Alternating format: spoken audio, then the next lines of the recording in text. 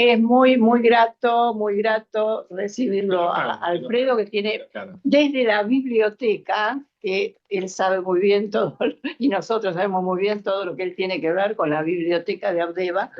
Alfredo Paiseira y Alfredo Ortiz Frágola en esta mesa, es todo un gusto. Entonces, bueno, Alfredo Paiseira, doctor en medicina, ex médico del Hospital Neuropsiquiátrico de Melchor Romero, médico psiquiatra, psicoanalista, full member de la Asociación Psicoanalítica Internacional, miembro titular con función didáctica de la Asociación Psicoanalítica de Buenos Aires, de la que fue presidente, fundador del área Winnicott de Abdeva, de la que es director, ex rector del Instituto Universitario de Salud Mental de Abdeva, ex profesor titular de psicopatología en la Universidad del Salvador, docente en cursos de grado y posgrado en la Asociación Psicoanalítica de Buenos Aires, autor de numerosos trabajos publicados en revistas nacionales y extranjeras, ha publicado 3 libros: Clínica psicoanalítica a partir de la obra de Winnicott, Repensando el psicoanálisis desde la persona y Reflexiones sobre el quehacer psicoanalítico. También voy a presentar al doctor Alfredo Ortiz Frágola, que va a comentar el trabajo, miembro titular con función didáctica de Abdeva, chair del Comité de Educación de la IPA, profesor titular del USAM, profesor consulto de Psiquiatría, Facultad de Medicina, UBA, exdirector de la maestría y carrera de especialización en psicopatología y salud mental del USAM Abdeva. Su último libro se llama Narcisismo y psicopatología de nuestro tiempo. Bueno, ahora sí, Alfredo, te escuchamos. Bueno, yo les ahorré mucho de mi currículum, porque los viejos tenemos un currículum tan grueso como nuestra edad casi, porque al fin y al cabo no hemos vivido tan al cohete, entonces, porque ya me pasó una vez, la única vez que me invitaron a un programa de televisión, que yo nunca acepto, no fue Mirta Legrand, ninguno de esos. Hablaba antes que yo un señor más viejo que yo, mucho más viejo. Leyeron todos los antecedentes del señor y se terminó el programa. Entonces, yo ni siquiera yo estaba sonriente, juvenil todavía, sonriente detrás de ese viejo, cuyo largo recorrido conocimos, pero no supe nunca qué pensaba, ni qué quería decir, ni qué querían que yo dijera tampoco, porque se terminó el programa. Eso se los ahorré. Yo fui escribiendo esto para entender un poco más empáticamente a los obsesivos. El obsesivo en general se hizo la obra, TOC, etcétera, se los ridiculiza por sus rituales, por sus rigideces, etcétera, etcétera. Son pasto de ridículo en general. Y yo creo que a veces no se le da, que en general no se le da la debida comprensión. Recordé una frase de Víctor von Quetzaltel en su Antropología Médica que dice: ¿en qué mundo vive el obsesivo? Ya que el mundo nuestro en el que habita no parece ser el suyo. Pensemos un poco, ¿dónde vive? Y dónde vivimos nosotros también nos gustaría que lo pensáramos, ¿no? Y una frase de Winnicott que dice: el psicoanálisis es una larga, muy larga recepción de una historia.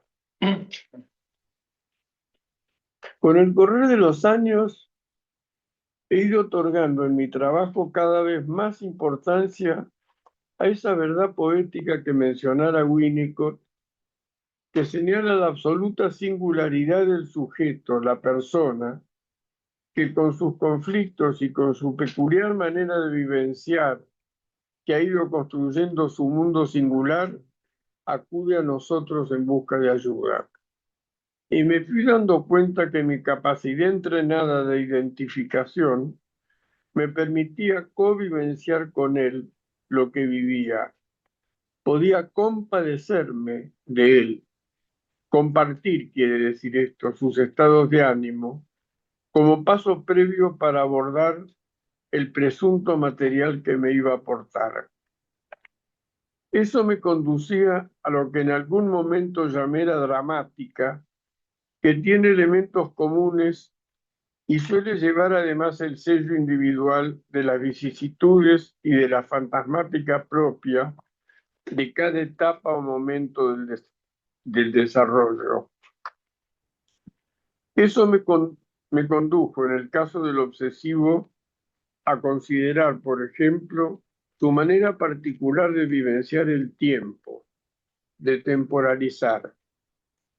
La fantasía de congelar su curso con la rígida repetición de una existencia ritualizada, con momentos iguales repetidos hasta el cansancio, y la súbita irrupción del pensamiento mágico y la fantasía de reversibilidad del tiempo a través de los rituales anulatorios que borraban retroactivamente no solo los efectos, sino también los hechos y pensamientos impuros que necesitaba eliminar si se cumplían adecuadamente, además, los rituales. También la estrecha relación con la compulsión, con la urgencia de la evacuación, todo lo cual le hizo decir a André Green que pocas estructuras tenían tanta relación y tanta correspondencia como la estructura obsesiva con las vicisitudes de una etapa del desarrollo.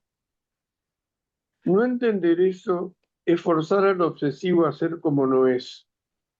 Y recuerdo el aferramiento al tiempo del reloj, al tiempo espacializado, igual para todos. El tiempo del encuadre de un obsesivo que al levantarse del diván hizo algo que yo interpreté, lo que motivó su respuesta airada. La sesión termina cuando llega la hora y yo me levanto. Usted no puede interpretar más después de eso. Los psicoanalistas contemporáneos han prestado mucha atención a las primeras etapas del desarrollo, en donde comienza a forjarse esa persona única que nos consulta. Y eso los ha llevado a prestar escasa atención a la analidad y a su dramática. Eso quizás llevó a Winnicott a englobar la denominada etapa anal dentro de la fase expulsiva o evacuatoria, dejando de lado el estudio detallado de esa fase del desarrollo en que comienza a estructurarse el conjunto de valores que constituyen lo que Anna Freud llamó moral esfinteriana, en la que además se ejercita la expresión de esa omnipotencia por manipulación, que él mismo describió también, el dominio de la motricidad, las habilidades motrices, la bipedestación, el control de los impulsos, de esa etapa de socialización que prepara y desembocará en el complejo de Edipo. Hace sí referencia a las diferentes etapas de la evolución Winnicott en su artículo acerca de la regresión, en donde distingue la regresión libidinal, a la que en busca de los puntos de fijación que estudia Freud, de la regresión a la dependencia en el análisis de pacientes con un falso ser predominante. Es de hacer notar que lo que nosotros vamos a estudiar como etapa anal transcurre en el periodo en que nace, o sea, es creado y se consolida la vigencia del objeto transicional, sustituto simbólico de la madre interna y punto de partida del ingreso del ser humano en el universo simbólico.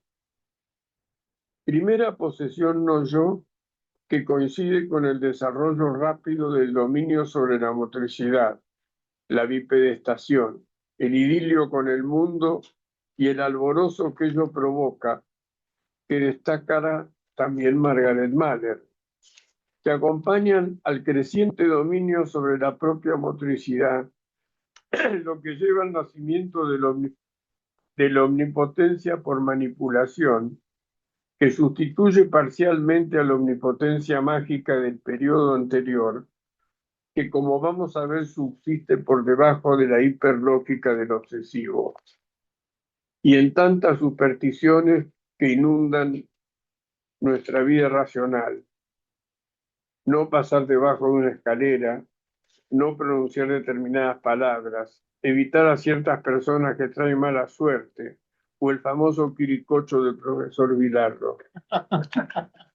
Que iba a saludar a Boca. Ahora el niño tiene y ejerce el derecho que le asiste a hacer lo que quiere con su objeto, porque aparece con intensidad la idea de posesión. El niño penetra al mundo, su musculatura estriada amplía su horizonte y también le permite ejecutar lo que imagina.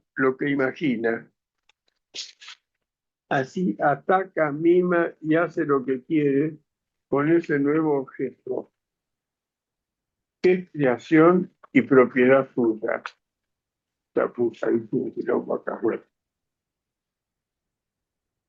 Y esta es una observación mía.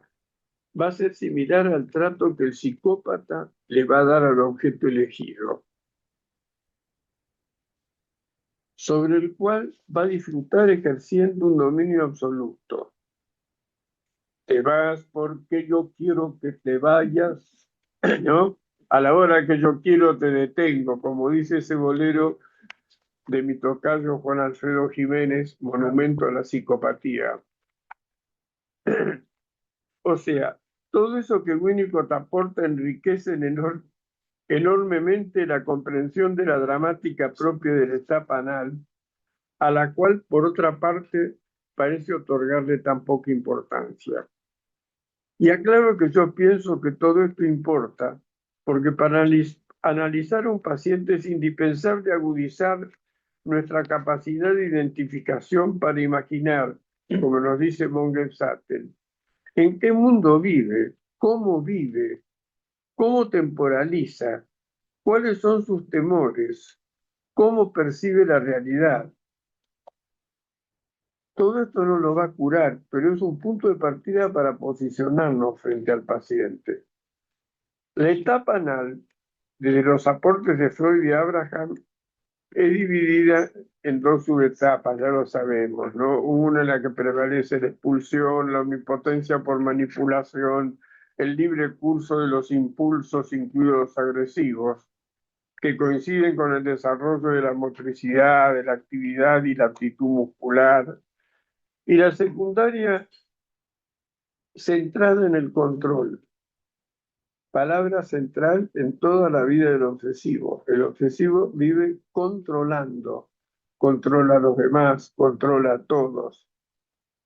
Yo veía una pareja en que decía, ¿para qué se casaron? Para poder torturarse toda la vida, porque ella era una histeria con patas.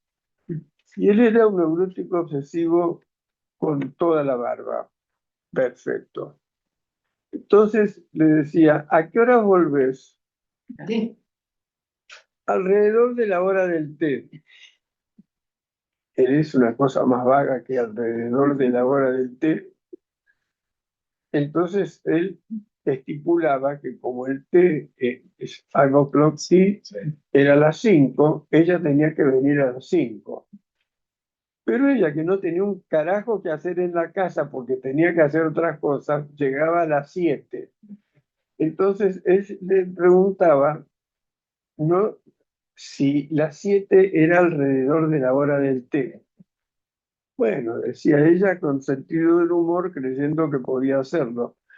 A las 7 es un poquito más cerca, más lejos.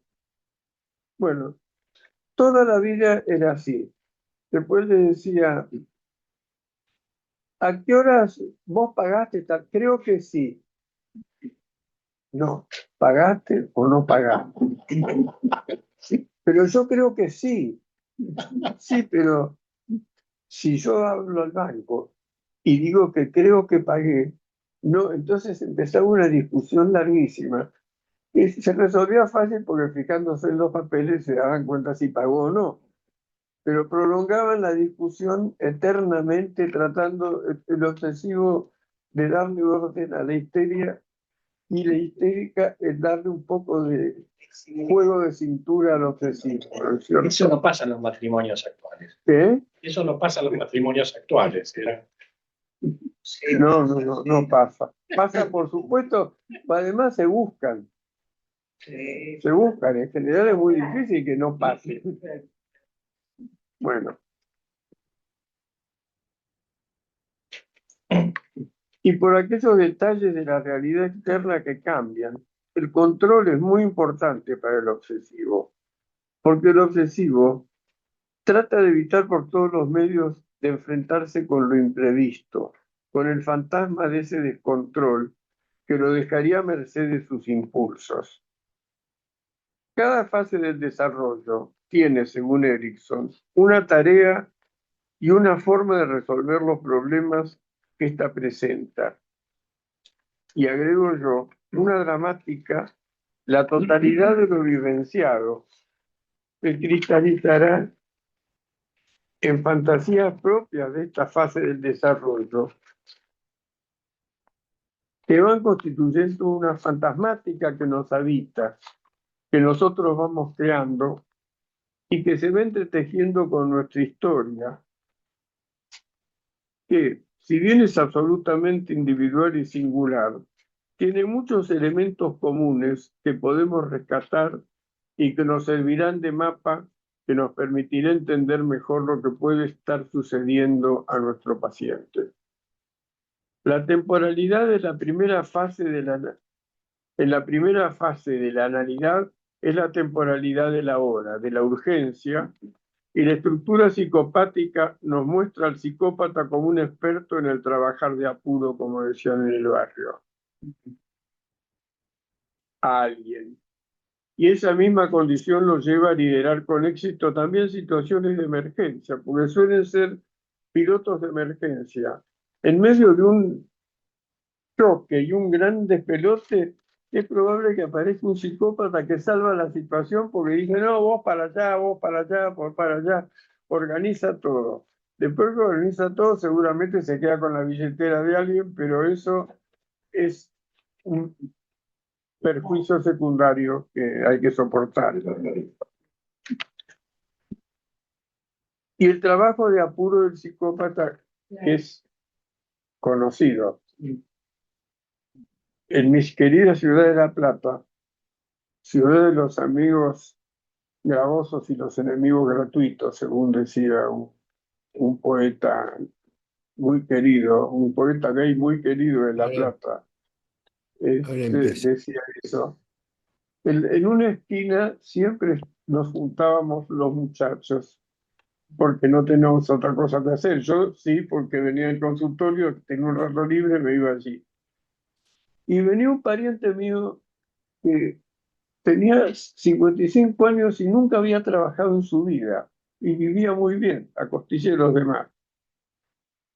Entonces lo primero que hacía era darme un abrazo a mí. Y a mí no me pedía plata, le pedía plata a mis amigos. Entonces terminaba con más plata que yo, porque les pedía poco, 5 pesos, 10 pesos, y se juntaba toda la plata. O sea, a todos trabajaba de apuro. Un día se bajaba de un taxi y decía, pagame el taxi. Tu- Tus posibilidades eran dos, o te cagaba patadas el tachero o le pagabas el taxi. Después arreglabas con él, nunca. O sea, el trabajar de apuro era una cosa conocidísima. Era la forma como el psicópata trabajaba a los demás. El proyecto más largo del psicópata no va más allá de unas pocas horas por delante, más allá del mundo de la utopía, del no lugar, promesas, quimeras, muy bien envueltas hasta hacerlas creíbles para que el que ya está dominado por él obedezca dócilmente y le dé lo que él quiere. Pero seguirá luego la etapa anal secundaria, durante la cual se comenzará a controlar los impulsos y a renunciar a esa omnipotencia en aras del amor al objeto de amor, que es la madre, en el mejor de los casos, o por temor al castigo y a la humillación en los casos en que va a tener un curso y un fin patológico seguramente.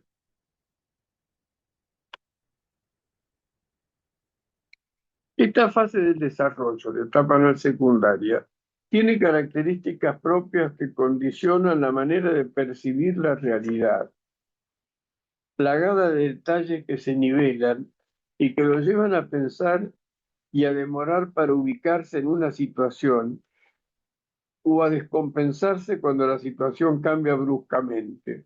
A diferencia del histérico, que capta todo de una mirada sin reparar en cada detalle, lo que le permite ubicarse con rapidez y hace que el obsesivo le cague todas las descripciones a la mujer histérica, por ejemplo, que dice, estuve con mis amigas a las 9, tomamos el... No, pero ¿a qué hora era? No fue ese día, fue el día anterior. No importa, porque la anécdota es otra, pero te va a poner la precisión necesaria como para que el chiste deje de ser chiste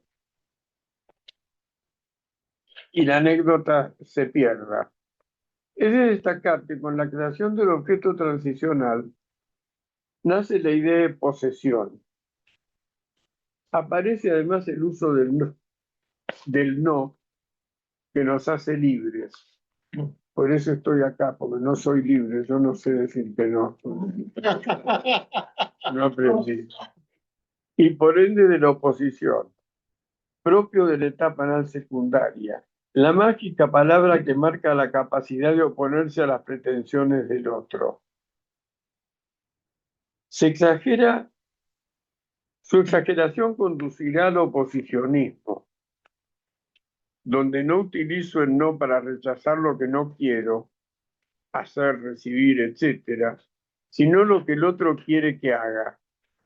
El libretista está afuera y mi conducta es reactiva y no activa. Porque esa es otra cosa.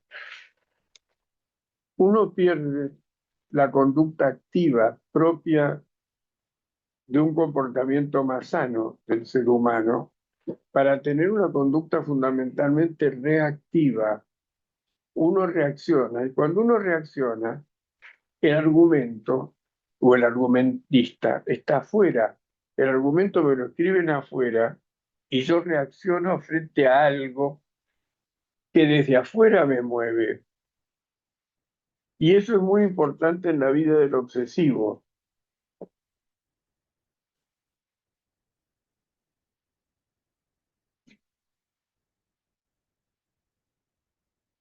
La oposición misma se transforma en un fin.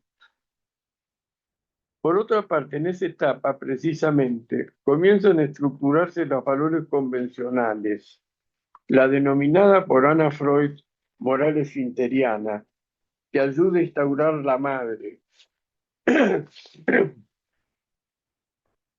Se comienzan a dominar las pulsiones bajo la égida de un antecedente anal del superyo, que culmina con la introyección de la moral normativa de la sociedad encarnada por los padres, con los que el niño se identifica.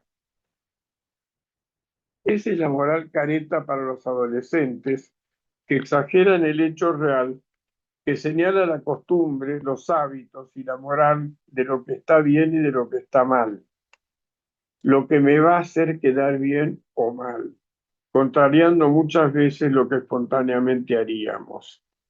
Recordemos que la base de los valores morales comenzaría a estructurarse en la posición depresiva, al cabo de la cual, sobre la base de la compasión, que me lleva a sentir por un momento dolor por el dolor que provoco al otro, surge la culpa sana y la distinción entre lo bueno y lo malo.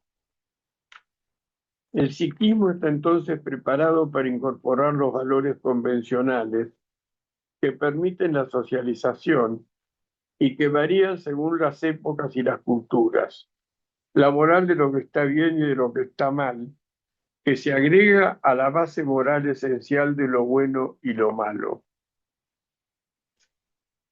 Y acá hay dos cosas que observa André Green y que yo desarrollé porque me parecieron muy importantes para entender lo que pasa. La dicotomía del objeto y la inversión del valor que se operan en esta etapa. André Green dedica un excelente artículo en el que señala dos hechos cruciales a los que no se les ha prestado importancia y que son básicos para comprender el significado de lo que suele vivir el niño en esa etapa y el adulto anclado en esa modalidad de funcionamiento mental. En esa etapa se produce la dicotomía del objeto, que casi no se ha estudiado, porque el objeto de amor sigue siendo la madre, que es la figura predominante en la enseñanza de esta moral esfinteriana. Y el objeto del instinto, el objeto de placer, digamos, pasa a ser el cilindro fecal y las actividades evacuatorias con las fantasías consiguientes. A esto llama Green dicotomía del objeto.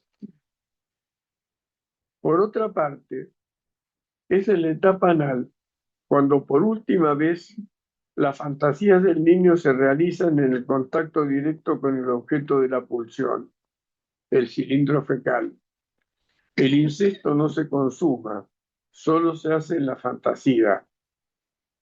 Y aquí es vital comprender que el niño, cuando está en condiciones de hacerlo y desea hacerlo, controla sus esfínteres y renuncia al control sobre el objeto yo narcisista cuando está dentro del cuerpo, por amor al objeto de amor, como en las telenovelas en el curso venturoso El amor triunfa.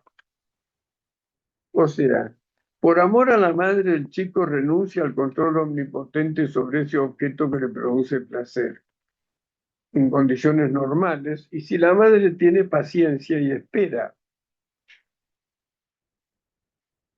Yo conocí una señora que desde que la hija nació le ponía un supositorio de vaselina cuando le cambiaba los pañales para que evacuara el intestino y no ensuciara los pañales. No sé para qué carajo tenía pañales, eso, pero era lo que hacía. Un día me lo dijo, me horrorizó, pero ya la hija era suficientemente grande como para no necesitar pañales. En fin, no me voy a dedicar a pormenorizar cada detalle de la etapa anal, solo lo necesario. Para ayudarlos a evitar a los psicópatas y a tratar con mayor empatía y misericordia a los pacientes obsesivos, que con mayor empatía y misericordia, sobre todo, a los pacientes obsesivos que suelen agotar nuestra paciencia y que padecen sus dudas inmovilizantes y sus compulsiones que pugnan como el objeto anal a salir de ellos y cuya emergencia tratan de evitar, y la necesidad de defenderse de por vida de la emergencia y de sus impulsos inconscientes, sabiendo que la agresión en sus fantasías ronda siempre cerca de la muerte. Así batallan toda su vida contra la emergencia de lo sucio y contra los cambios, testimonio del curso del tiempo y de la vida que los acerca a la muerte. Es notable comprobar cómo los mecanismos defensivos y las ansiedades que la generan, su dramática va a coincidir con todo lo que forma parte de la denominada estructura obsesiva,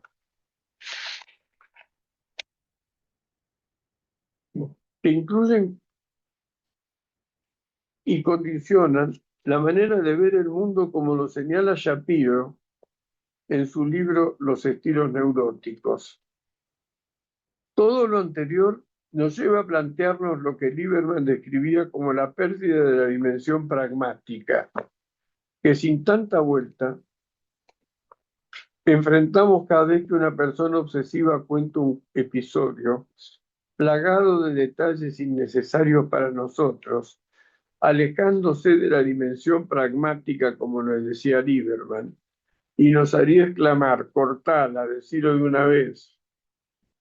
Otra cosa fundamental, por el medio de la etapa anal pasa la línea demarcatoria, esto lo destaca Green, entre la psicosis y la neurosis. La patología ligada a una fijación en la etapa anal primaria mostrará una deformación del yo, del sentido de realidad, que marcará una desviación inabordable del juicio, lo que según he observado, unido a la idea de deprivación que Winnicott vincula con la conducta antisocial y la psicopatía, lleva a la configuración de un núcleo reivindicatorio inabordable, sobre el que se edificará la patología psicopática con un predominio de pensamiento de acción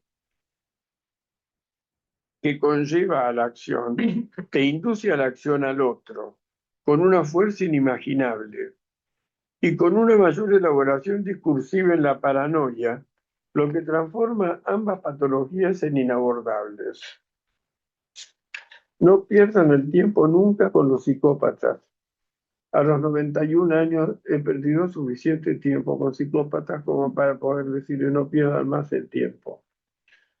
Nada puede borrar en ellos la absoluta convicción de haber sido despojados de algo propio que les correspondía, lo que les concede el derecho a la reivindicación.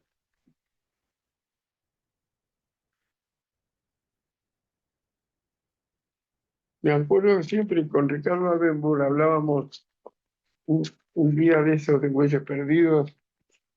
¿Por qué los psicoanalistas dedicaban tanto a las perversiones y a la psicopatía? Que la vida de Dios van a ser analizados por nosotros con éxito. ¿Por qué dedicamos tantos trabajos y le damos tanta importancia al Marqués de Sade cuando discutía con el otro marqués a ver cuál era más malo de los dos? Es muy interesante como para conocer. Yo incluso escribí un trabajo hace muchos años que era muy divertido. A mí me divirtió mucho escribirlo porque me puse a escribir, a estudiar bien el Marqués de Sade y sus ramificaciones. Pero no me sirvió para nada con los pacientes, por supuesto no me sirvió para nada, porque nunca el Marqués de Sade iba a permitir que Freud hubiera querido comprender qué era lo que le pasaba, por ejemplo. Otro aporte importante es la inversión del valor del objeto, que explica mucho, nos hace comprensible muchas de las cosas que pasan con el psicópata, con el obsesivo. En la etapa anal, estudiada con microscopio, se produce otra situación que es significativa en la configuración de la dramática obsesiva y del sufrimiento para nosotros inexplicable. La inversión del valor del objeto, de enorme valor cuando es un objeto yo, dentro del cuerpo, dominado omnipotentemente por el niño, de placer narcisista que lo retiene, y con él reteniendo también las expectativas de la madre, que aguarda con ansiedad su aparición. Por un instante el niño tiene atrapado el interés de la madre y un objeto que cobra un enorme valor en su interior, siempre que esté en su interior. La madre se centraba en lo que el niño va a hacer, lo que redobla la sensación de poder, de omnipotencia del niño, que puede o no darle a la madre eso que la madre demanda. ¿No les recuerda eso a la morosidad con que el obsesivo nos entrega la información, generando expectativas que frustra, demorando un poco más, un poco más? Al final nos termina diciendo el secreto que nos iba a decir, que es un escívalo, es un pedacito de caca porque no es nada importante, pero mientras tanto nos mantuvo entre el sueño y la vigilia durante toda la sesión, porque y ahora va a venir, y uno va siguiendo el traslado de su idea por la cabeza como del cilindro fecal en el intestino, hasta que después aparece el pedacito ese lesívalo, y para esto tanto quilombo, dice uno, piensa uno, pero no se lo puede decir, ¿no? Y aquí se produce la inversión del valor, porque el objeto de placer narcisista, dotado de enorme valor mientras está dentro del cuerpo, valioso también para la que espera, muta su valor cuando se transforma en objeto no yo, cayendo en las redes intencionales del otro, que lo elimina como algo feo, caca, sin permitir siquiera el contacto con el mismo, que debe sustituir por el barro la plastilina. Porque eso sí, la analista de niños le dice, no se preocupe, acá le voy a dar suficiente plastilina para que el nene pueda jugar, pero no es lo mismo la caca que la plastilina, señora, no importa. El pensamiento se erotiza y Green metafóricamente compara el pensamiento obsesivo derivado dentro de la mente del sujeto con el cilindro fecal derivando en la parte terminal del intestino. Y al retener nuestra atención pendiente de eso que está dentro de sí, tras muchas vueltas, somos en la transferencia. La madre expectante y en determinados momentos signado por el amodorramiento. La madre aburrida, atrapada, podríamos decir, en el intestino de su hijo. E incluso a veces pasamos a ser el cilindro fecal sobre el cual como objeto yo ejerce todo su poder. La tarea, los valores. Y aquí un repaso del choque entre la madre y su hijo durante esta fase del desarrollo, que suele minimizarse. Yo creo que uno de los problemas de los que han hecho, le han dado consejos a las madres, es que no las han dejado vivir tranquilas. Eso ha sido un problema, porque todos les indicaban, yo me acuerdo, había un colega muy conocido que había tomado como experimentador y como objeto de experimento a la telefonista del club al cual iba, que había tenido familia. Entonces, le dirigía la técnica de la educación del chico. No sé cómo terminó el chico, si fue Santo Godino o alguno de esos, porque le dirigía todo lo que tenía que hacer, o sea, le quitaba la espontaneidad como madre. Y cada madre tiene su propio estilo de ser madre, su manera de ser madre. Como cada analista tiene su manera de ser analista, yo no puedo ser analista como son ustedes, cada uno de ustedes, ni ustedes como soy yo, ni quisiera que fueran tampoco, porque cada uno usa los recursos que tiene y es lo que puede ser. Yo nunca pude llegar a la NBA por razones obvias, me hubieran pisado en el primer peloteo. Acá Erickson nos dice que el chico es sumamente colaborador cuando se le pide que haga algo que quiere y puede hacer. O sea, cuando uno tiene un contacto empático con el chico y se da cuenta que el chico puede y quiere hacer eso, pero cuando uno lo quiere hacer algo que el chico no puede, lo está exponiendo permanentemente a una humillación al chico.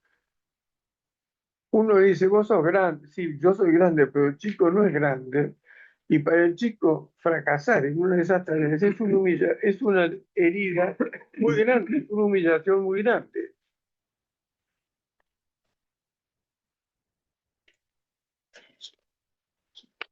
Hay que esperar que la retención y el control, ¿no es cierto?, le den o le otorguen una nueva fuente de placer al chico, el dominio sobre su motricidad y sobre su actividad.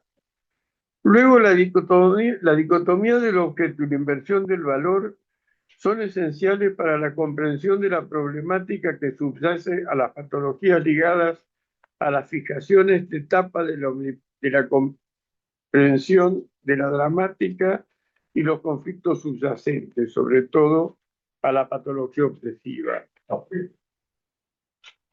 El futuro obsesivo escapa de la humillación a través de la perfección formal, detallista, que en su pensamiento erotizado le produce un placer narcisista, además de protegerlo de la irrupción descontrolada de su inconsciente, en donde espera la amenaza de muerte, el fantasma de la muerte y de la liberación de esa omnipotencia del pensamiento mágico que puede hacer realidad lo que se imagina, lo que es realmente aterrador. Esto da lugar a todas las defensas, como la transformación en lo contrario, la intelectualización, la racionalización, la ritualización que hace de la vida un tiempo congelado, que solo se repite a través de lo cual el obsesivo no muere porque no vive, porque su tiempo vivido, que es innovación, no cursa. Por eso siempre igual a sí mismo, sufre ante cualquier cambio que pueda generar una falla y por otra parte debe lidiar con un coeficiente de agresión equivalente quizá a la cuota de amor, lo que genera una ambivalencia que se expresa en dudas paralizantes y formaciones reactivas que refuerzan el control e inhiben la descarga agresiva, que cuando se produce un cambio inesperado en su interlocutor surge sorpresivamente con una magnitud inesperada. La transformación en lo contrario, el desplazamiento, etcétera, y la torturante compulsión que lo fuerza a expresar de cualquier forma esa agresión contenida.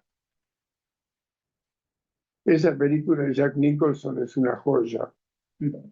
La lucha de él contra la compulsión de decirle a todos lo que se le pasa. ¿Cuál era? ¿Qué? ¿Qué película era? La de igual. La de la Mejor imposible.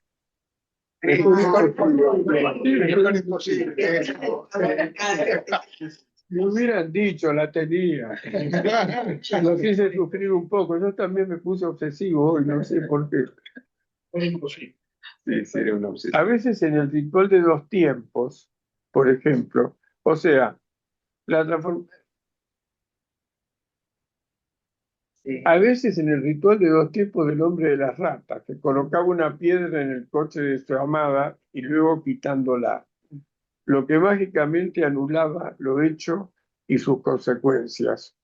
Como el paciente, yo me acuerdo de un paciente que se sintió obligado a decir a la madre de una chica que lo atraía que su hija estaba muy buena, lo que significaba una apreciación sexual que en esa época no estaba bien visto por las madres. Lo que era inadmisible. Era muy buena. Estaba muy buena, le tenía que decir que estaba muy buena, porque si le decía que era muy buena no era, no tenía gracia. Entonces logró armar una compleja frase en la cual decía, ¿por qué iba a hablar con esa señora que era vecina? De paso junaba a la chica que estaba buena. Dice, su hija antes no era tan buena, pero ahora está muy buena. Me comentó entonces que al poder decirlo sintió un alivio enorme, utilizando un recurso propio del obsesivo, además el disimulo. Era la época que decían las chicas de la sociedad proceden con gran disimulo, ¿no? Y muy brevemente voy a terminar hablándoles del tiempo en el obsesivo. Yo escribí un artículo sobre el tiempo en el obsesivo que se publicó en una revista que no era de acá. Lo publiqué muy contento. Me había salido bien el artículo. Estaba bien hecho. Hacía muchos años que estudiaba ese tema. Pero el otro día, cuando lo leí de nuevo, tuve una mala idea. Leí el resumen que habían escrito al principio sobre el artículo. Y me di cuenta que no habían entendido nada de todo lo que yo había escrito. Lo que me produjo una ligera depresión, no le voy a decir una profunda depresión, porque si no Sergio me hubiera tirado con algo seguramente.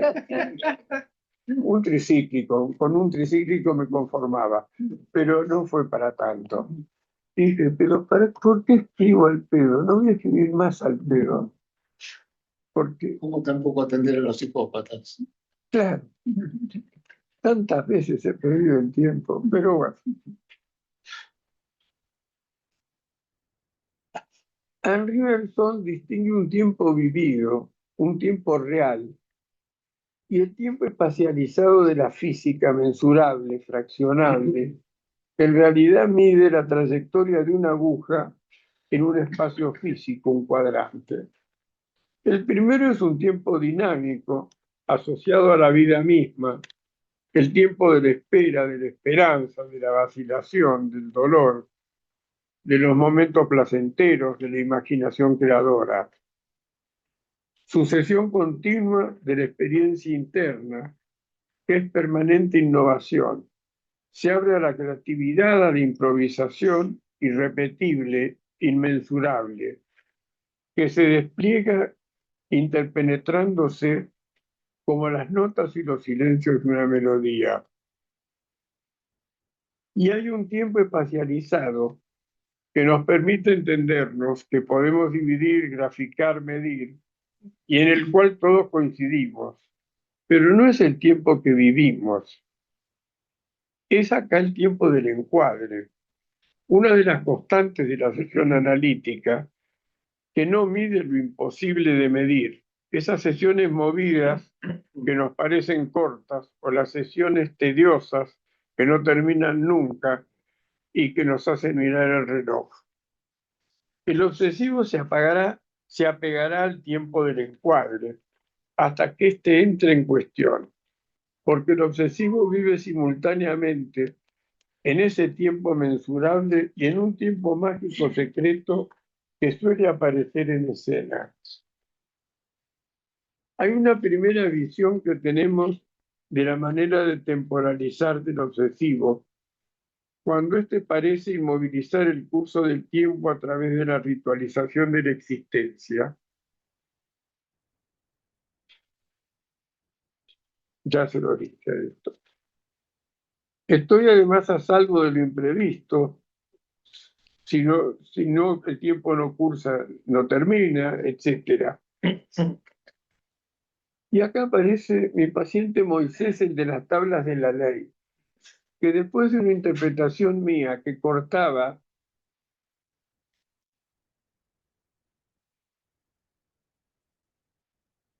que apuntaba a buscar un sentido subyacente a su discurso. Era un paciente que yo vi que tenía una empresa que tenía como 200 empleados. Yo creo que conocía yo el nombre de los 200. Del proveedor, del abogado, de todo, porque él me decía, no, espere, todavía no le dije todos los nombres. Entonces tenía que decir todos los nombres.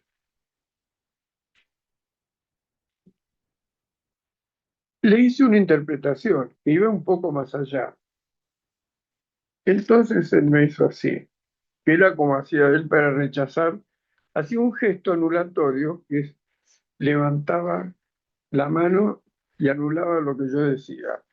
Y si la palabra que yo había dicho era una palabra comprometida, era distinto, era así unos cuernitos abajo, así disimuladamente. Bueno, si yo usaba la palabra cáncer o cuernos. Eran cosas que lo horrorizaba. Hacía así, cuernitos abajo. Entonces, cuando yo levanta la mano y me dice, usted aquí habla de lo que yo digo, no de lo que a usted se le ocurre. ¿Cómo fue eso, Alfredo? ¿Qué? ¿Cómo fue? Yo le hice una interpretación, entonces le hizo así, dice, no, usted aquí habla de lo que yo digo, no de lo que a usted se le ocurre. Y en otra ocasión en que no sabía cómo ayudarlo a ir más allá de su caparazón obsesiva, le dije, cuando él se ponía los zapatos que se quitaba antes de la sesión, desataba los cordones, tenía todo un ritual.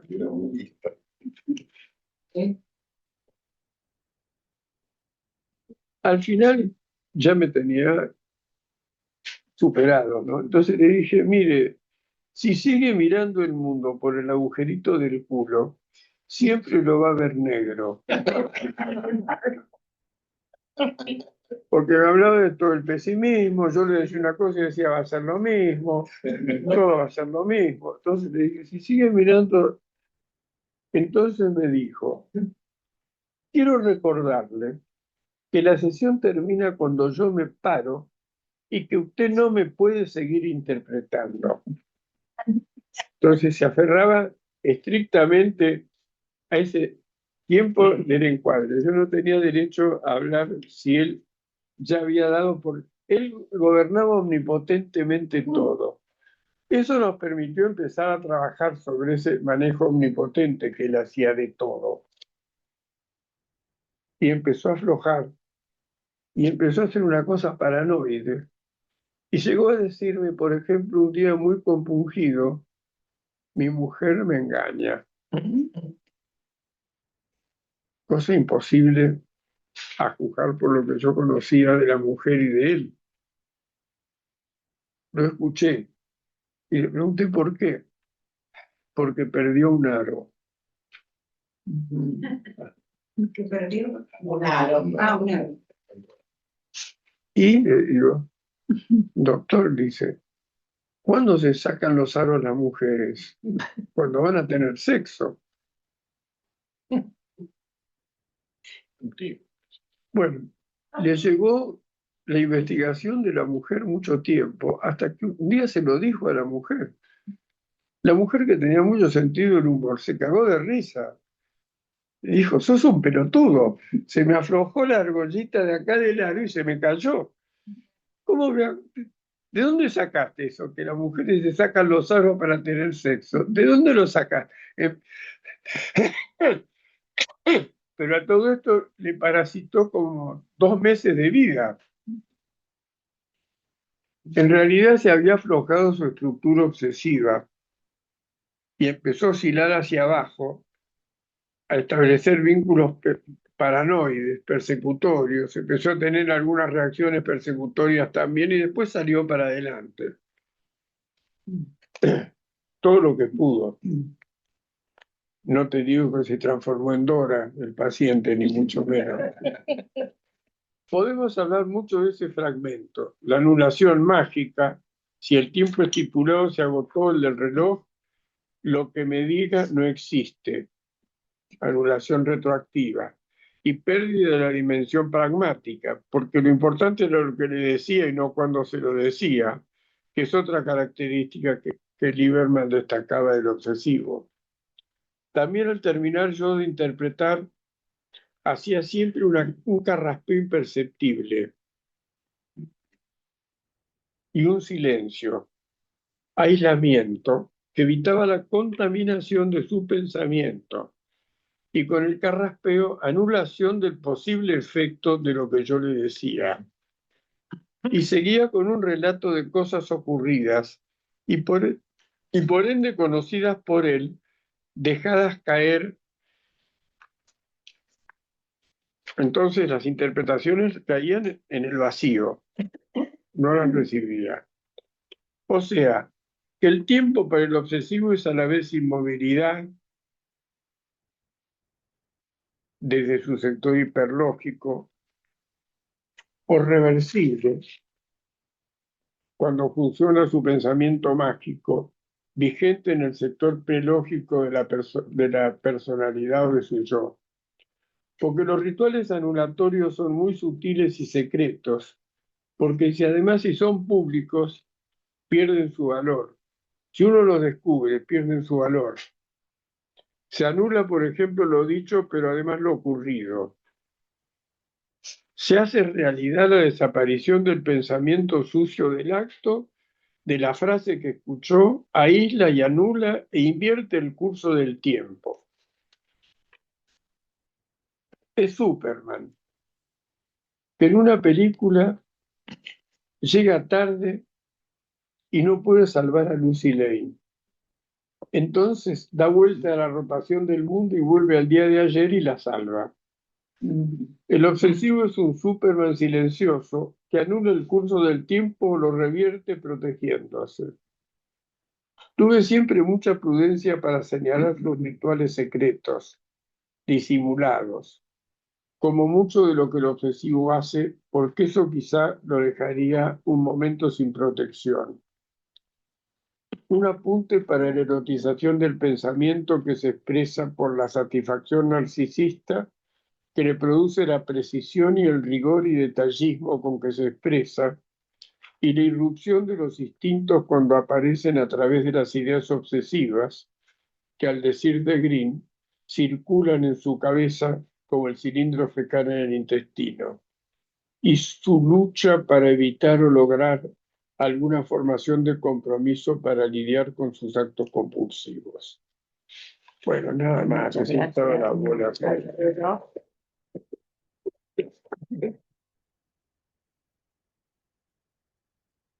Bueno, Alfredo, escuchándote, hemos disfrutado del tiempo vivido, que será irrepetible.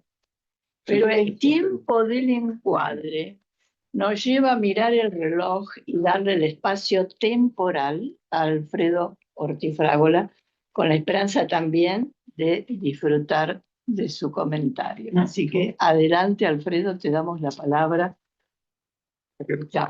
Gracias, Rita. Bueno, buenos días. En primer lugar, mi agradecimiento a Alfredo por invitarme a comentar su trabajo. Lo lindo de esto es que, como a todos los que lo conocemos y hemos leído sus escritos, es un placer y un nutriente intelectual y afectivo estar acá, en presencia u online, escuchándolo hablar de clínica y transmitiendo su experiencia en la forma que él sabe hacerlo, con todo lo confortable que resulta estar en presencia de su gesto espontáneo. Mis comentarios van a ser breves porque es bueno que así sea y porque sé que además Alfredo se va a sentir cómodo escuchando a todos los que quieran agregar o preguntar algo. El primer punto no tiene que ver solamente con el sujeto obsesivo, que es el núcleo de este trabajo, sino con, además, quizás con todos los pacientes. El covivenciar del que habla Alfredo en los primeros párrafos. Ese producto del entrenamiento que genera la formación en psicoanálisis para que el que lo ejerce pueda tomar contacto con el mundo interno del paciente y también pueda lograr sentir vicariamente algo de lo que el paciente está viviendo, hoy como en su pasado. Y precisamente, hablando de revivir algo de ayer en una nueva versión actualizada, este trabajo nos reacerca a la estructura neurótica, principal habitante de las conceptualizaciones psicoanalíticas desde sus inicios. Podríamos decir que la neurosis, esa antigua amiga del psicoanálisis, razón de ser de lo que fue aquella nueva y desafiante técnica de tratamiento, la neurosis fue la esencia y núcleo de su desarrollo teórico. Con el correr del tiempo, el psicoanálisis extendió su campo de acción a otras patologías más graves, como la psicosis o los estados fronterizos, o a parciales momentos de desintegración mental, que también mostraron diferentes facetas del psiquismo y momentos muy tempranos del desarrollo. A la par, el psicoanálisis se extendió a las infancias, a las parejas, los grupos, se enlazó con otras disciplinas e incluso hoy busca abrirse a la comunidad. Entonces, el trabajo de Alfredo nos reinstala en ese territorio de un modo vital y actualizado. Nos enfrenta al dolor, la inquietud y los temores del obsesivo. También pone bien de forma nítida sobre la mesa la dramática de la regresión. En este sentido, me hizo acordar antiguos recuerdos a un Ateneo memorable que protagonizaron en aquella Abdeva de los comienzos dos cracks, creo que uno de gimnasia y otro de estudiantes, que discutieron con fervor, respeto y originalidad acerca del encuadre y la regresión, que eran Alfredo y Horacio Echegoyen. Discurrían acerca de si la regresión era generada por el encuadre o resultado de la enfermedad. Tuve la suerte de poder estar cerca de los dos, y así como tenían diferencias marcadas en lo teórico, también tenían, a mi modo de ver, dos rasgos en común: la sutileza y la claridad para sentir junto con su interlocutor y un agradable sentido del humor. Ambos rasgos, dicho sea de paso, proveen o incrementan la eficacia terapéutica del psicoanalista que está tratando especialmente a este tipo de pacientes, porque le ayudan a tomar contacto con lo que precisamente le cuesta al obsesivo, la auténtica vida emocional. Claro que no solo la regresión se hace presente. Alfredo nos permite ver, gracias al estudio del obsesivo, otros elementos que son tan afines a la atmósfera del psicoanálisis. Por ejemplo, la dicotomía del objeto, la generación de los valores, la acción y el tiempo vivido, el tiempo ritualizado, el tiempo inmovilizado. Son muchos los conceptos que refresca y subraya Painzeira a propósito de la estructura obsesiva y de la neurosis obsesiva. Desde la génesis de la moral normativa esfinteriana hasta la inversión del valor del objeto. Sobrevalorado y de orden narcisista mientras es objeto yo dentro del cuerpo, hasta su descalificación al ser expulsado. Menudo y cotidiano problema en los conflictos de pareja. Dicotomía del objeto e inversión del valor cuando las cosas cambian. Esto lo destaca Painzeira, y vaya si lo vemos en el consultorio y también en el imaginario social y político de las posturas irreconciliables. En otra parte, el trabajo vuelve a darle color al conflicto neurótico, sin sumergirlo necesariamente en la profundidad de las etapas más tempranas del desarrollo. Así también vemos desfilar a los mecanismos de defensa que rodean y abarcan la vida mental del obsesivo y de otros caracteres neuróticos, por supuesto, disimulando sus afectos verdaderos.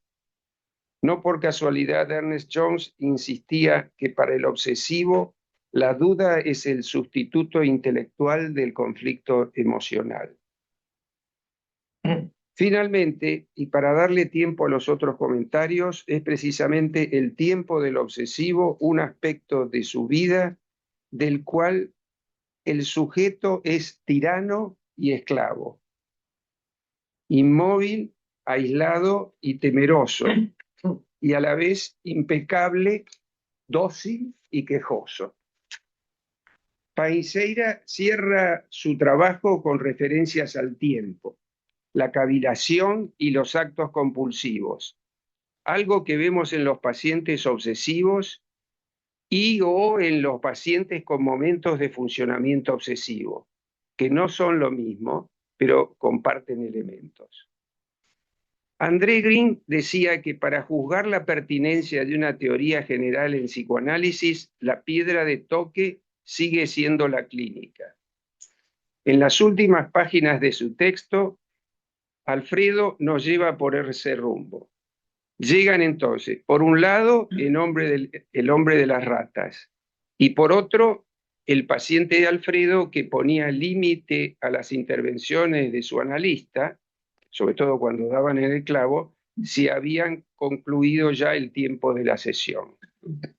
Yo entonces termino mi intervención con un ejemplo que es algo de clínica, pero más de psicoanálisis aplicado.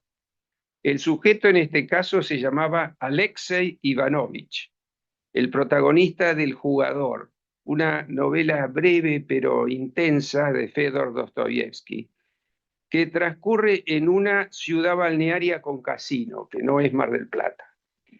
Él está enamorado de Polina, la hija de un hombre rico para quien él trabaja.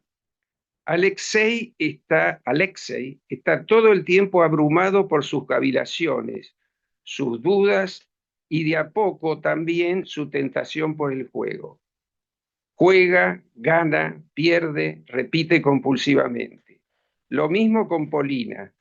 Deseo más humillación, más sufrimiento, más necesidad de aprobación.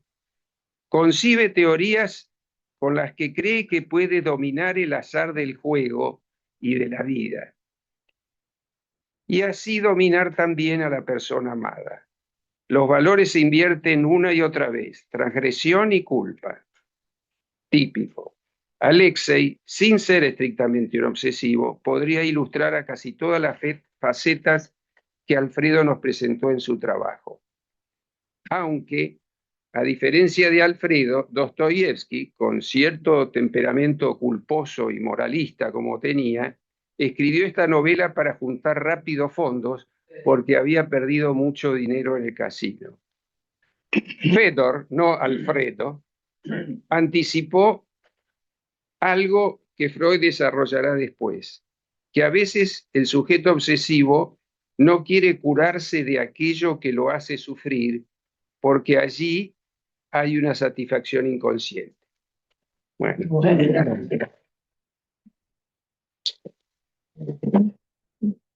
Muchísimas gracias, Alfredo Ortiz Frágola. Bueno, nos han dejado planteado el tema, nos han dejado la vara muy alta, así que bueno, invitamos a los aquí presentes y a los que nos están viendo online y que están participando con nosotros y escuchando, los comentarios que quieran hacer, las preguntas que quieran hacer.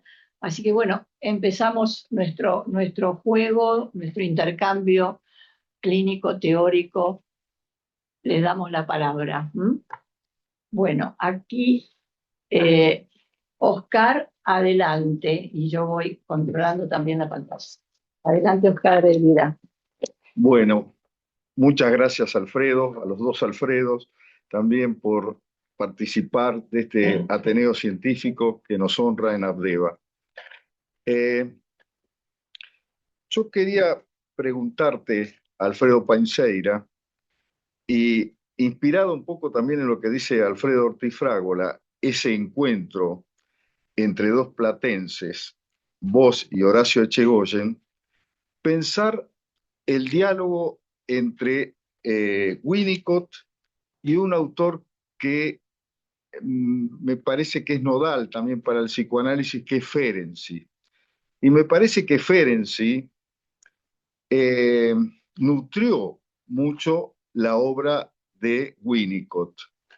Y pensaba en este tema de cuando él escribió sobre psicosomática, el guión, ¿no? Y que había que sacar el guión para que el paciente uniera el cuerpo con la mente.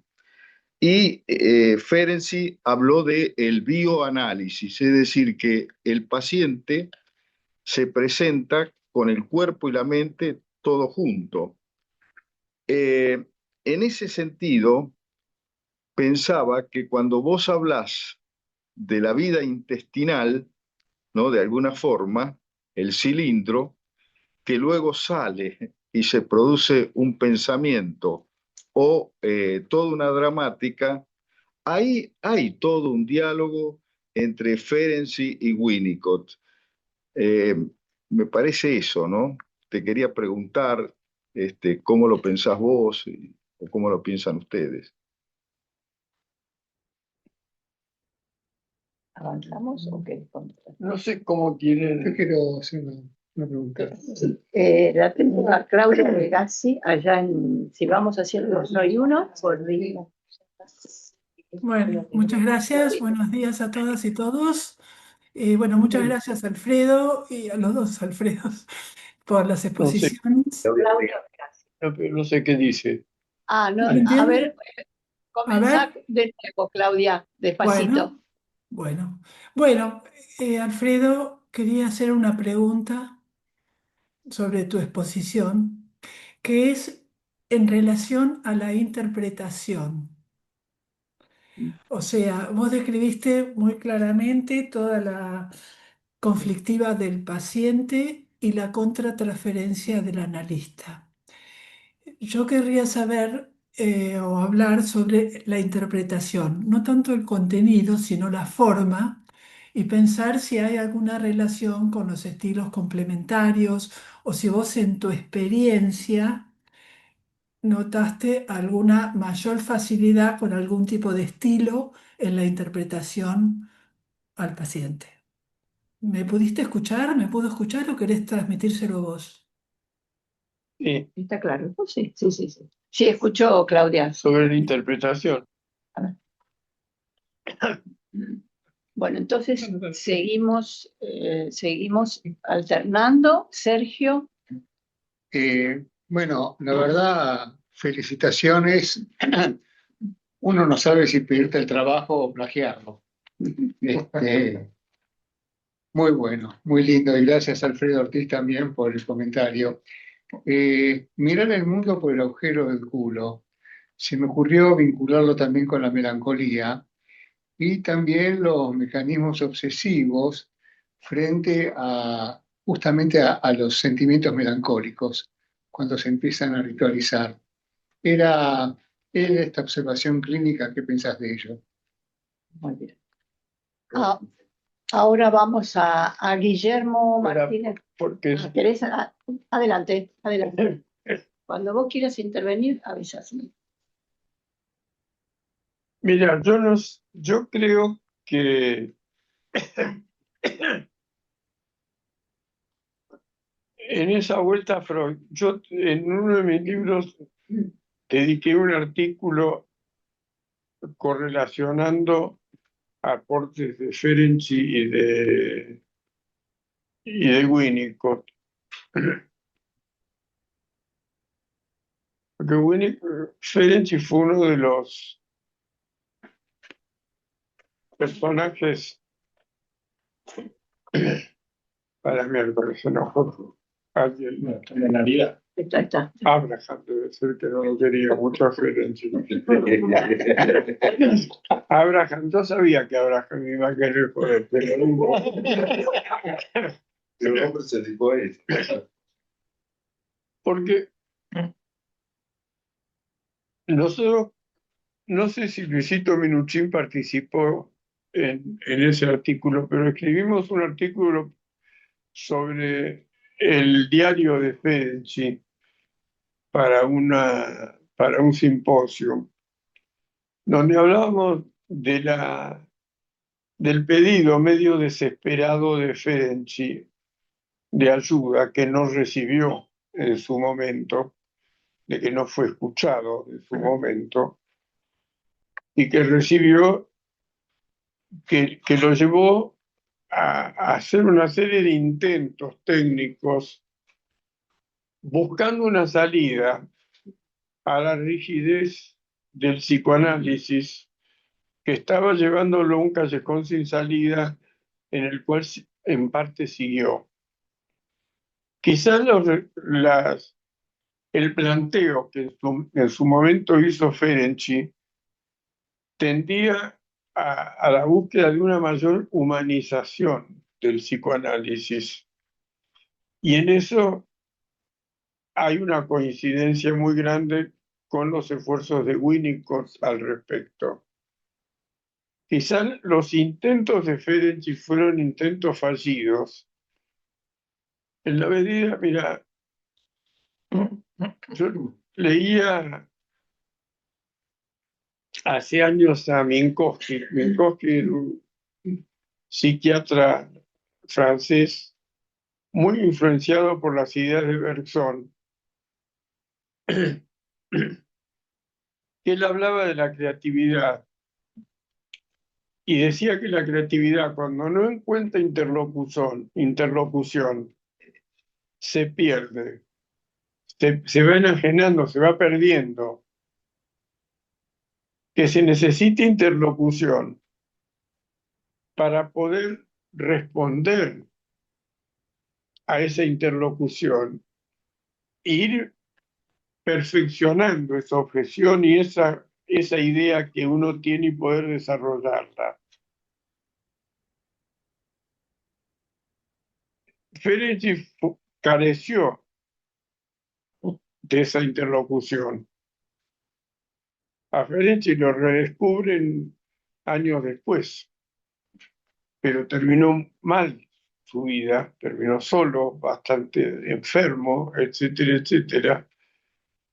Y todos estos esfuerzos de él, que están muy bien planteados en el diario, las soluciones que propone no son las más adecuadas, el análisis mutuo, etcétera, etcétera. Yo creo que fue ya un último manotazo, ya no recibía ningún tipo de interlocución. También Winnicott se pasó pidiendo interlocución en la sociedad británica que nunca tuvo. Pese a lo cual, en la sociedad británica lo eligieron presidente 2 veces, le daban muchos cargos. Igual que a mí, me daban muchos cargos, pero no me daban pelota. Yo creo que eso ha pasado muchas veces. Es una forma, no sé por qué será una forma de conformarlo a uno, de tenerlo tranquilo, ¿no? Pero, porque Winnicott pedía interlocución. Pero cuando leía un trabajo Winnicott, se sentaban en la primera fila todas las damas kleinianas, y cuando Winnicott empezaba a leer, se levantaban y se iban, no lo escuchaban. Entonces Winnicott les pedía interlocución, porque a su vez su analista era miembro de ese grupo. Y su analista tampoco le daba bola. Después lo analizaba y le cobraba, sí, pero por supuesto, como corresponde. Un poco como Ferenczi y Freud. Sí. Ferenczi le pide a Freud reiteradas veces que Freud le dé bola, que se ocupe de él, que le está pasando algo. A Freud también le estaban pasando cosas en ese momento. Freud había perdido un hijo en la guerra, el nazismo aparecía en Europa. Hay que ver, los psicoanalistas no somos de fierro, pero Ferenczi le pidió hasta el último momento una ayuda. Yo creo que sí, que es cierto, que no tuvieron interlocución. Acá yo discutía mucho con Horacio. Con Horacio Echegóyen discutimos mucho, pero discutimos. En lo único que yo no le perdoné nunca a Horacio fue que era ser hincha de Gimnasia. Me parece una cosa horrible viviendo en la ciudad de La Plata y pudiendo elegir estudiante, que salió campeón como 17 veces de Liga de Gimnasia, que no le ganó nunca ni el campeonato de Chapita. Hasta las figuritas de Gimnasia eran más feas. No, pero con Horacio teníamos una relación muy particular. Horacio nunca me perdonó que yo fuera estudiante, ni yo, pero nunca me perdonó que yo me inclinara por Winnicott. Sí. No le gustaba nada. Lo que no empañó nunca el vínculo de amistad. Yo lo llevaba a Horacio en el auto a visitar al hermano cuando iba a visitar a mi madre, y teníamos larguísimas conversaciones de todo, de 3 horas adentro del auto juntos. no podía escaparse. Si se escapaba, se tenía que besar a dedo. Y a dedo no le gustaba, gracias a eso no le gustaba. Después tuvimos una muy buena relación con la mujer de Horacio, que era muy amiga y compañera de luchas universitarias de mi tío Julio. Mi tío Julio fue decano de letras, era un especialista en literatura española, eminente, era muy conocido, fue decano de letras, rector del Colegio Nacional, y eran muy amigos en sus luchas universitarias en el 18, en la reforma universitaria y qué sé yo, que era hermano de mi padre, que yo quería mucho, mi tío Julio, mi tío Julito, porque mi abuelo se llamaba Julio, entonces él era Julito. Esto los uniría mucho también con, ¿Eh? esto los uniría mucho con Horacio también, porque él valorizaba mucho la universidad y todo lo que había sucedido. Había estudiado en La Plata, era compañero de muchos compañeros nuestros. En La Plata teníamos, yo lo conocía a Favaloro. De chico me llevaban a la mueblería de Favaloro. Mejor que el grande no te sé. Porque el viejo Favaloro es un ebanista. Y en mi casa tengo un mueble hecho por el viejo de Favaloro, el viejo Favaloro, que operó del corazón a un primo mío. Y cuando fue a pagar mi tío, Favaloro había pagado no solo sus honorarios, sino todos los gastos. Y esas cosas. Así se fundió, pobre Favaloro. Porque han cambiado las épocas. Bueno, me habían preguntado también sobre interpretación, pero yo sobre interpretación no hablé.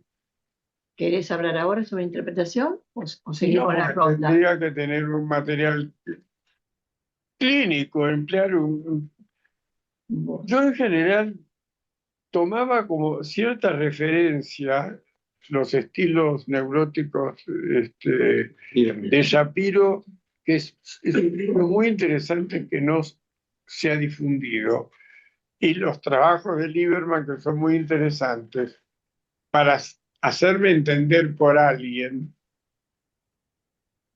tengo que usar un determinado estilo para poder llegarle. Eso lo usé sobre todo en un artículo que escribí, que forma parte, es un capítulo de uno de los libros, que es el uso del sentido del humor. Que con el obsesivo hay que usarlo con mucha prudencia, porque el obsesivo está a un paso de la paranoia, está a un paso de la persecución, o sea, y hay que imaginar que quizá el obsesivo en su historia entretejido tiene un sentimiento que es la humillación. El obsesivo no soporta la humillación de ninguna manera. Entonces, usado con prudencia, el humor puede llegarle, pero si el humor lo hace sentir humillado, hay que olvidarse de usar el humor con el obsesivo. En general, yo creo que lo que plantea Claudia es muy interesante, porque en este paciente que hablé, lo supervisaba con Lieberman. Y me di cuenta, nos dimos cuenta, que yo escribía casi una teoría, casi en cada interpretación, porque el paciente me había imbuido de su estilo obsesivo. Con esa actitud dictatorial que tenía, me impregnaba de su estilo obsesivo, entonces tenía que armar una interpretación que fuera muy coherente, como si fuera en un congreso. Y se le estaba diciendo a él que le acababa de pasar, que había tenido un problema, etcétera, etcétera, o que me estaba planteando una cosa, no tenía por qué. Entonces me di cuenta que no le iban a llegar nunca esas interpretaciones, porque él las escuchaba, las contraargumentaba, decía, bueno, pero usted me dijo, pero fulano de tal, entonces me incluía a alguno de sus empleados en el discurso. Yo no sabía muy bien qué había hecho el empleado, entonces patinaba, me di cuenta que estaba usando el mismo estilo. Entonces Lieberman me dice, y fíjate vos, ¿cómo estás? Vos, me decía, porque se reía porque justo yo, que no era un obsesivo, ni mucho menos, miré el estilo que estás usando para interpretarle a este. No siempre, pero solía armar demasiado bien las frases, de tal manera que él las agarraba, las colocaba allí y las examinaba desde afuera, hacía una crítica y me las devolvía la crítica. O sea que la frase no entraba nunca. En ese momento te había llevado a su territorio, a su... Es muy fácil, el obsesivo te va impregnando con la prolijidad de sus datos. Un día me dijo, usted me interpretó otra cosa en octubre del 77. Me cagó. Estábamos en el 84. Habían pasado 7 años. Estaba don Raúl Alfonsín. No estaba Videla. Yo digo, ¿qué le habré dicho en el 75? ¿Cómo le habré dicho esto en el 77? ¿Y por qué voy a tener que seguir repitiendo lo que decía en el 77 hoy? No se me ocurrió pensar esa. Me empujó hacia su lógica. Usted dijo otra cosa, de hecho. Cuando yo le hablé de esto, que no era de esto, evidentemente, porque había pasado 7 años, 6 años, o 7, sino de un tema parecido. Usted me dijo tal cosa y ahora me dice esto. Es ahí, Alfredo, donde David hablaba de los estilos complementarios para comunicarse con el... Claro, a este paciente fue el que le usé un estilo complementario un día porque hizo eso con una frase de interpretación mía y me dijo que por qué se lo había dicho, porque me pedía explicaciones del porqué de la explicación, de la interpretación, y a veces me llevaba a explicarle la interpretación. No lo hacía siempre, pero a veces una intervención mía se parecía. Hasta que ese día le dije, ¿por qué me lo dijo? Porque se me cantó el culo, le dije. No soy obsesivo. ¿Qué? Obsesivo. Se quedó mudo. Perché mi piace. Cuento del Papa. Alfredo, quiero darle la palabra a Luis Minuchin, que Sí, lo había sí, cambiado, después a Guillermo Martínez Verdú y después a Enrique Alba. Adelante. Sí, ya lo tengo bien en cuenta. Sí, adelante, Luis. Bueno, primero de todo, quiero decir que este Ateneo, con toda esta presentación, es un recordatorio de, yo diría, de toda la historia de Alfredo. Porque estamos evocando, no desde Freud, Ferenc y Abraham Klein, sino Alfredo, Gracias. a Horacio Echegoyen, a toda la gente con la que hemos transitado y aprendido nuestra formación acá. 77, la fundación de Ardeva. Bueno, por eso, estamos recordando todo esto. Y en base a esto, yo quiero decirte algo que siempre lo repito y vos lo sabés, corregir ciertos errores, ¿no? Porque vos decías, vos con Horacio, eran estudiantes y Gimnasia de la Plata. Y yo le decía a Horacio, respecto a Gimnasia, que estaba equivocado, claramente lo digo a vos. No es estudiantes o Gimnasia, ¿quién era mejor? No, acá está Boca y River, que son otras teorías que a lo mejor pueden ser complementarias o ampliatorias de esas ideas. Entonces, por eso quiero decirte que, y retomo toda la vocación de todos los autores que dijeron en toda esta, no contrastando teorías, pero quiero rescatar a alguien que también, miembro, tenía que ver con Ardeva, a Greenberg, cuando él hablaba en su artículo sobre los mecanismos obsesivos, ¿no? Un artículo muy leído, muy citado. Y él hablaba de los mecanismos obsesivos, adaptativos y omnipotentes, para separar entre lo que es lo adaptativo, lo que es la normalidad, en el sentido que todos tenemos mecanismos obsesivos de funcionamiento. Por eso llegamos en horario al seminario, terminamos la sesión en la hora que corresponde. Llegamos al aeropuerto cuando va a salir el avión, no cuando se nos canta la gana.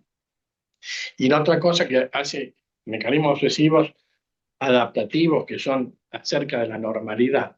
Y otra cosa son los omnipotentes, de los cuales no se puede zafar y escapar de esos mecanismos, que irían más por el campo de la neurosis y o, si quieren, la psicosis cuando se pone exageradamente estricto. Pero de todas maneras, lo que quiero decir con todo esto que son cómo en estos funcionamientos, entre, digamos, funcionamientos neuróticos y psicóticos, lo que tenemos que tener en cuenta en estos funcionamientos con los pacientes, que van a aparecer permanentemente en todas las sesiones o en todos los procesos clínicos. Cuánto lo tomamos como de adaptación y cuánto aparecen como de psicopatológico para poderlos interpretar. Te agradezco todo lo que necesitas recordar y todo esto. Es un gusto estar acá de vuelta presente. Gracias, Luis. Gracias. Le voy a dar la palabra a Guillermo allá desde España. Guillermo Martínez Verdú, que está allá en Valencia, arriba a la izquierda. En el culo izquierdo. Allá a izquierda. Desde Valencia, es miembro de Va a tirar el centro desde allá. Sí, coño, que mande jamón. Está pidiendo la palabra Rosenfeld. Está pidiendo la palabra Rosenfeld. Bueno, después de Guillermo le damos a Rosenfeld entonces, que no estaba ahí. Dale, adelante Guillermo, a Rosenfeld. Después viene Rosenfeld. Bueno, Sí, en primer lugar quería darle las gracias a ambos por lo Se cortó. que he podido aprender, pero eso sí va en relación con la analidad. La pregunta va a ser muy sencilla. Bueno, no sé si sencilla, pero sí rápida. Y es en respecto a la cuestión anal, de la etapa anal de la analidad, ¿cuáles serían las diferencias entre resultar o ser un obsesivo, un neurótico obsesivo, o lo que se podría decir un desarrollo normal? Simplemente por poner un ejemplo. La necesidad del obsesivo de que el objeto es de su pertenencia, el control omnipotente de su objeto. Lo traigo porque es un tema actual, porque las feministas y los feministas, por ejemplo, dicen que los hombres patriarcales matan a las mujeres porque las tienen como una posesión suya y si las pierden o los abandonan, entonces los pueden matar. Ahí podríamos estar en esto que estaba hablando Alfredo, ya casi de una cercanía entre la obsesión y la paranoia, no lo sé. Pero más bien me gustaría lo contrario, el otro lado, la diferencia entre lo que, porque por la etapa anal, si uno descubre el control, cualquiera eh, puede expulsar o puede contener, según haga una cosa o una otra, puede obtener un control sobre el otro. ¿Qué es lo que haría, digamos, que pudiese darse un desarrollo respecto a la analidad, una evolución más de tipo sano en comparación con lo que hemos visto que no se da en el obsesivo? Esa sería la pregunta. Muchas gracias. Gracias, Guillermo. Tenemos varias personas que quieren intervenir. Les vamos a pedir que sean cortitos por el tiempo que nos queda. Lo tengo aquí a Enrique Alba y después vuelvo a la pantalla. Enrique. Bueno, Sí. a ver, hay muchos temas, Alfredo, de los dos Alfredos. Uno es para los dos Alfredos. Yo quiero preguntarle qué es lo que Alfredo traía como dicotomía del objeto, que no sé si es lo mismo que decía el Alfredo Panseira entre la diferencia del objeto del amor y el objeto funcional, ¿no? Me parece que esto que trae Alfredo Panseira es una distinción muy clara de las funciones del objeto, donde hay una dimensión funcional del objeto en relación al amor, una relación funcional del objeto en relación a la función. No es la dicotomía de que el objeto está separado en dos, sino que son objetos con distintas funciones. Dos objetos. Sí, pero dos objetos, cada uno con una función diferente. Sí. Uno es un objeto en relación a la función del amor y otro en relación a la función, digamos, funcional, ¿no? Esto. Que me parece que esto es muy interesante por lo que traía Sergio en relación a la melancolía, porque ahí justamente en ese artículo Freud va a diferenciar estos dos objetos en el sentido de decir, en la melancolía no se renuncia al objeto de amor y en la histeria, la identificación histérica, se renuncia al objeto de amor y se sustituye por una identificación. Ahí está claro. Entonces, me parece que esta diferencia entre estas dos funciones del objeto es muy importante. Y creo que me gustaría que esto lo puedan desarrollar un poquito más. La otra cuestión es el material que vos traes, que me parece que es un material muy interesante. Vos lo desarrollaste muy rápidamente.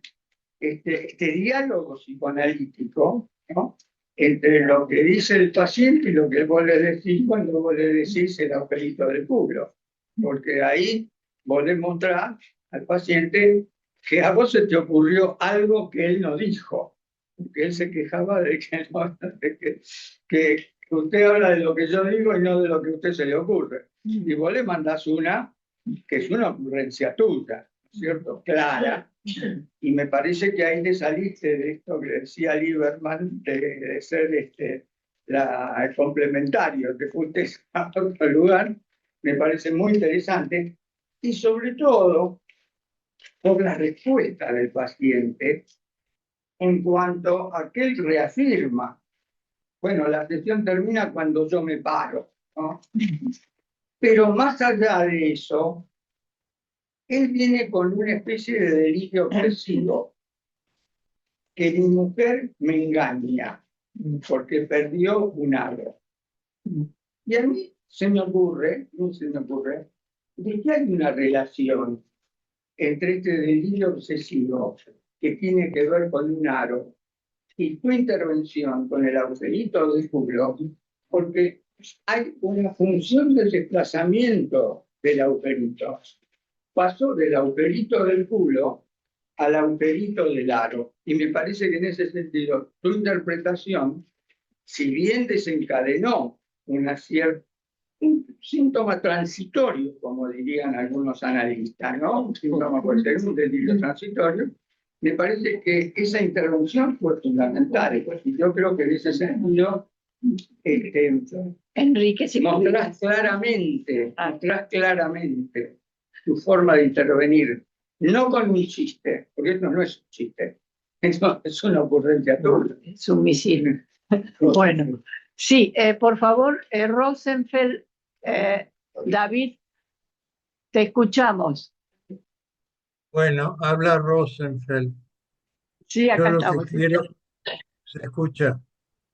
Lo Sí, que sí. quiero es agradecer a Alfredo Panseira esta conferencia magistral que nos dio hoy y la suerte de haber tenido en esta vida de conocerlo por todo lo que él, Alfredo Panseira, me enseñó e influyó, y gracias a él aprendimos mucho de Winnicott en una sociedad nuestra que pasaba lo mismo con la de Londres.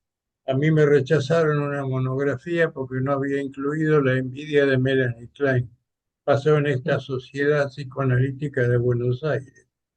Y gracias a Alfredo Panseira que pudo enfrentar todo eso, y eso se lo agradezco mucho, porque además me enseñó mucho sobre su clínica y sus teorías y Winnicott. Lo que quiero decir es que los mecanismos obsesivos para supervivir, y esos son mecanismos de para supervivir, sobrevivencia, también a veces se mezclan con lo oral. Después de todo, empieza en la boca y termina en el culo. O el caso del paciente que empieza con un delirio de que las materias fecales le hablan. Y entonces en algún momento, donde ya los mecanismos obsesivos no alcanzan, mete la mano en el inodoro para agarrar la caca porque le están hablando. Y mete la mano y queda la mano atrancada, no la puede sacar. Hubo que llamar un plomero y romper el inodoro. Cuando después de una internación lo veo, resulta que aparece mucho más claro después de un sueño donde él está con los tripulantes del avión uruguayo que quedó perdido en la cordillera, donde hubo canibalismo para sobrevivir, y a través de ese sueño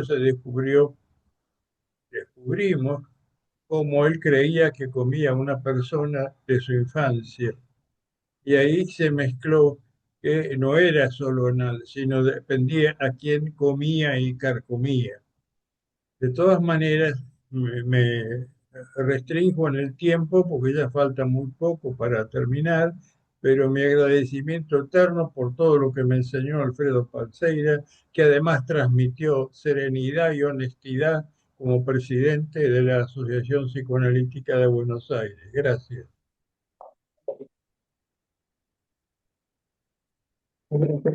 Muchísimas gracias, David. Hay dos personas más y les pedimos que sea cortito la intervención y después ustedes, claro, nos queda poco tiempo.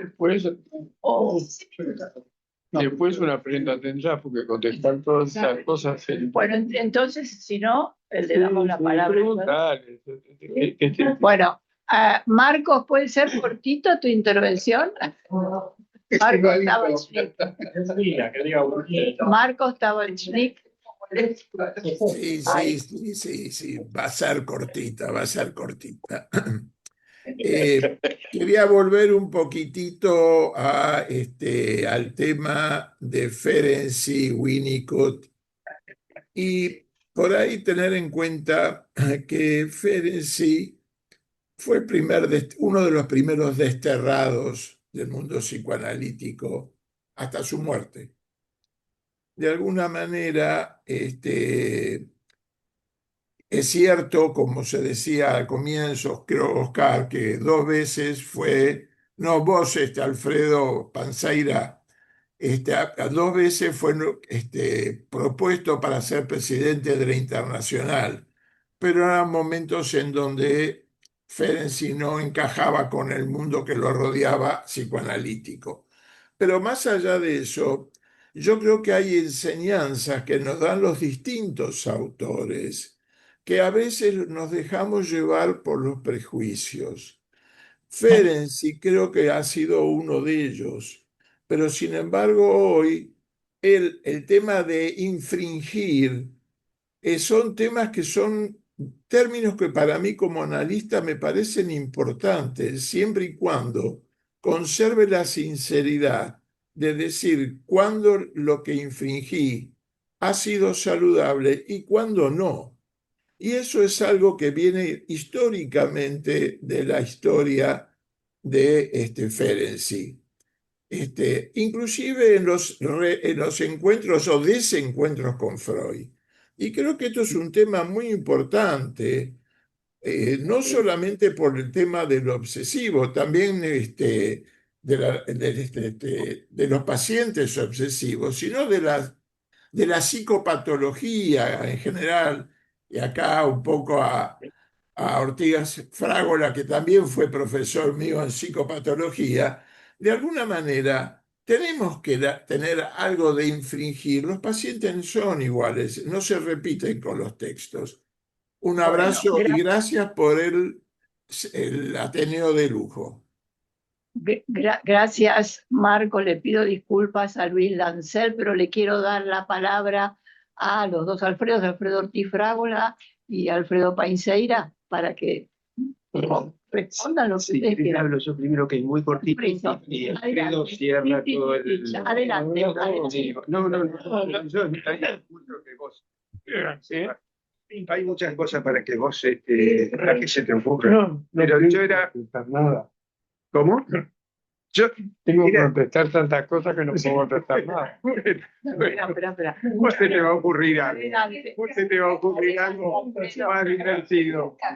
Yo simplemente el comentario que hacía Enrique a propósito de lo que yo mencioné, que en realidad era un comentario sobre el comentario que había rescatado Alfredo sobre las notas de Green sobre la inversión del valor del objeto, donde después se plantea la cuestión de objeto de la pulsión, objeto narcisista. Pero el comentario apuntaba a una referencia clínica que uno puede extraer o asimilar de esas notas, que es de qué manera un vínculo que tiene una fuerte raíz narcisista y donde está sobrevalorado, y ahí la dicotomía y la inversión del valor del objeto está sobrevalorado, da paso tiempo después a una devaluación. Cuando el objeto es expulsado, pasa a ser el objeto de odio. Y toda la destructividad está puesta en eso. Y lo que se me había ocurrido es cómo se ve ese tipo de vínculo en ciertas relaciones de pareja que tienen una raíz obsesiva, pero un poquito más atrás, seguramente, y cómo se veía en estas formaciones ideológicas donde de repente encontramos a personas que tienen derecho a la evolucionar en su pensamiento, pero que son fuertemente fanáticos en una etapa de su vida de una postura, y el paso de la vida los transforma en activistas ultra de la postura opuesta, sea cual sea, porque claro, a eso me estoy refiriendo. Bueno, gracias, Alfredo. Bueno, Alfredo, ¿querés ir contestando alguna de las preguntas? O contestando. Necesitaría un mes. Sí. Bueno. Ya no tengo el mes, hace muchos años. O sea, quizá hablar lo único que diría es que hice una serie de comentarios acerca de lo que podíamos llamar cómo imagino yo el mundo del obsesivo, lo que me permite a mí dar un primer paso para acercarme al abordaje de un paciente obsesivo, con algunos ejemplos muy fragmentarios, no para demostrar nada, sino para mostrar lo que quería decir. Respecto de los mecanismos obsesivos y del uso de yo creo que todo ser humano tiene una serie de recursos mentales que utiliza de distintas maneras a lo largo de la vida. Uno tiene una capacidad de identificación sin ser por eso Dora. Uno tiene un orden en su vida sin transformarse en el hombre de las ratas, al cual la mucama lo rechazaba y prefería el pito del hermano en el de él. Problema serio para el hombre de las ratas, digo, entre otras cosas. Uno se retrae y disfruta al retraerse sin ser un esquizoide. A veces uno se persigue frente a alguien que lo trata mal sin ser un paranoico. O sea, hay que distinguir las distintas modalidades de funcionamiento mental. Lieberman hablaba de la cierta flexibilidad para utilizar uno u otro de los recursos. Hay personas que tienen más recursos para comunicarse, pueden usar más recursos intelectuales, otros son un poco más rígidos, pero yo distingo lo que son el uso razonable de todos los mecanismos que se van acumulando desde que uno nace en adelante. Nosotros, en los primeros momentos de la facultad, se suponía que cada etapa sustituía a la otra. Lo que nos dice, mira, yo estuve en el Congreso de Viena, que fue un congreso maravilloso, donde no entendí un carajo porque yo recién empezaba, pero sí pude admirar el trabajo de Erickson, donde Erickson mostraba a través de un tejido hecho artesanalmente por su mujer, cómo las distintas etapas del desarrollo se iban entretejiendo hasta la adultez, sin desaparecer necesariamente nada de todo eso. Eso se iba transformando y se iba entretejiendo con los nuevos recursos que se iban adquiriendo. Lo que no significa que uno deje totalmente la oralidad, deje tal cosa. La poesía ayuda en eso. No les voy a leer, porque pese a que había traído una poesía, no se las voy a leer. 2 minutos más. La idea de organización. Pero donde uno vuelve a usar todos los recursos, donde uno revive episodios y donde usa recursos que usó y que empezó a usar siendo muy chico y que se fueron transformando. Entonces, una cosa es los mecanismos obsesivos razonables. Yo, por ejemplo, no me considero un obsesivo, pero no me atraso nunca en los horarios con los pacientes. Puedo alguna vez haberme atrasado 2 minutos, pero no me atraso nunca. Una sola vez estuve mal en una sesión que me quedé adormilado. Casi me muero, porque tenía un escape de gas y estaba intoxicado. Entonces, me di cuenta porque la paciente, que no estaba tan intoxicada como yo, porque yo estaba de temprano, me dijo, ¿qué le pasa? ¿Qué le pasa? Entonces me levanté y abrí la ventana. Tan boludo no estuve. Saqué de esa estufa, nunca más volví a tener una estufa con gas dentro de la casa. Pero te quiero decir, sin usar mecanismos obsesivos, cumplo. Hoy vine a la hora antes y nunca llegué tarde a dar clase. A las reuniones de comisión directiva, porque Luisito, no le pido a Sergio porque capaz que alguna vez le llegué tarde y me va a decir, hijo de puta. Jamás. Pero, Luisito, ¿alguna vez? Nunca. Por la comisión. Eso. No, también cuando era rector. De USAM tampoco. Cuando era rector tampoco. Toda la semana. Y no era el hombre de las ratas. Alfredo, qué lindo lo que estás citando para mí, lo de Erickson. Sí. Porque yo leí una vez en Psychology Today que él, después de que tenía más de 80 años, había descubierto que había otra etapa. No se terminaba en la séptima, en el séptimo, sino este entretejido que vos pudiste vivir en ese congreso. Él hablaba de cómo se va tejiendo algo a través de la vida. No pude conseguir el tapiz, la imagen del tapiz. El tapiz lo había tejido la mujer. Yo te lo voy a buscar porque creo que tengo la revista Psychology Today, donde está él con la mujer y con él. Mira. Porque era muy interesante, el trabajo era precioso. Erickson era uno de los psicoanalistas más cultos. tenía una cultura enorme. Inclusive Rappaport, que era un obsesivo, tuvo un solo paciente y supervisó todas las sesiones con Erickson del paciente, todas.